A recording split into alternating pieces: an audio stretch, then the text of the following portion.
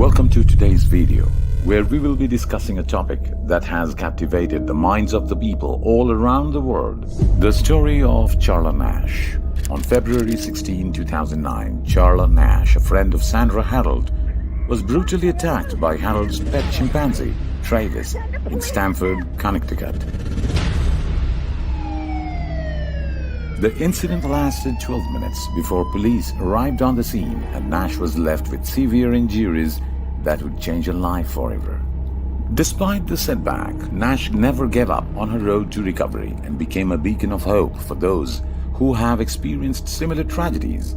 Today we will be taking an in-depth look at Charla Nash's journey, from the moments leading up to the attack to her current state of health. With Charla Nash as our inspiration, we will learn about the power of resilience, the importance of having hope in the darkest moments, and the impact that one person's story can have on the world. So sit back, relax, and get ready to be inspired by the incredible story of Charla Nash. Travis, the talented chimp, has a unique upbringing under the care of Sandra and Jerome Harold in Stamford, Connecticut. Adopted as a mere 3-day-old, Travis was trained to perform a range of incredible feats, such as opening doors with keys, driving cars, and even sipping wine at the dinner table. His love for baseball was evident, as he would often be found watching games on television. As part of Harold's towing business, Travis was a regular passenger on the tow truck and would greet cheerfully everyone on the road. However, in 2003, Travis made headlines when he escaped from Harold's vehicle, leading to a wild 2-hour chase by police and wildlife control. The event sparked a change in Connecticut law, prohibiting the keeping of primates weighing more than 50 pounds as pets, and mandating the exotic pet owners apply for a permit. With his impressive abilities and endearing personality, Travis will always be remembered as one of a kind. Sandra Harold loved her pet chimpanzee Travis like a son. Despite the Connecticut Department of Environmental Protection not enforcing the law on the Harolds due to their long ownership and belief that Travis posed no public safety risk, Sandra was struggling to control him. On February 16, 2009, Travis managed to grab the keys and escape the house, prompting Sandra to call for help from her friend Charla Nash. Charla, who was 55 years old and also worked for the Harold's towing company, answered phones and assisted Sandra with various tasks, including caring for Travis. Tragically, Sandra's husband Jerome had passed away from cancer in 2004, and her only daughter had died in a car crash years prior. Charla was one of the very few people Sandra could rely on, and she rushed to Sandra's aid, not realizing the dangerous situation she was about to face. Travis's escapade could forever change their lives and leave a lasting impact on the community. Charla Nash was a trusted friend and colleague of Sandra Harold, having worked for the Harold's towing company for many years. When Sandra called for help on February 16, 2009, Charla rushed to her side, eager to assist with corralling the escaped chimpanzee, Travis. Little did she know that she was walking into a nightmare. As soon as Charla arrived, Travis viciously attacked her, mauling her face and ripping off her hands, lips, nose, eyelids, and upper jaw. The 200-pound chimp's attack was relentless, destroying Charla's midsection of her facial bone structure and causing significant brain tissue issues. Sandra, who loved Travis like a son, was horrified by the violence and did everything she could do to protect her friend. She struck Travis twice with a shovel, hoping to subdue him, but when that proved ineffective, she took more drastic measures. Sandra grabbed a butcher knife and began stabbing Travis in the back, hoping to put an end to the horrific attack. She later told the media that it felt like she was stabbing herself or her own child, as the bond between them was so strong. Tragically, the knife only seemed to enrage Travis further, and Sandra was forced to flee the scene. She ran into the house and dialed 911, praying for help to arrive before it was too late. 911, where's your emergency? The operator asked. My friend is being attacked by a chimpanzee, Sandra cried. Please send help. What's the problem with your friend? The operator asked calmly. I need to know what's going on. Sandra tried to collect herself and explain the situation. "The chimp, Travis, he has gone crazy. He's killing my friend Charla. Please send someone. She's in serious trouble." The operator was professional and efficient, but can hear the urgency in her voice. "We have got help on the way. Can you tell me what the chimpanzee is doing right now?" "Travis is attacking Charla. He is tearing her apart," Sandra screamed. "Please hurry." The operator was trying to keep Sandra calm and focused.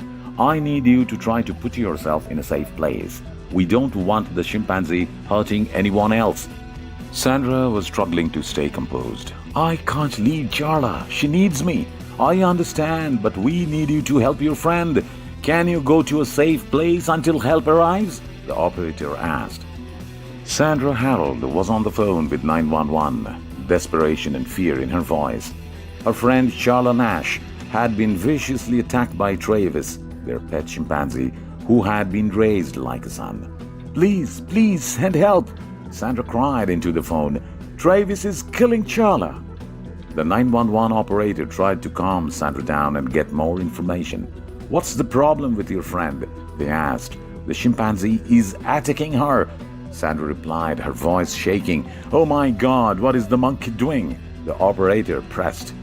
Sandra was struggling to find the words to describe the horrific scene in front of her.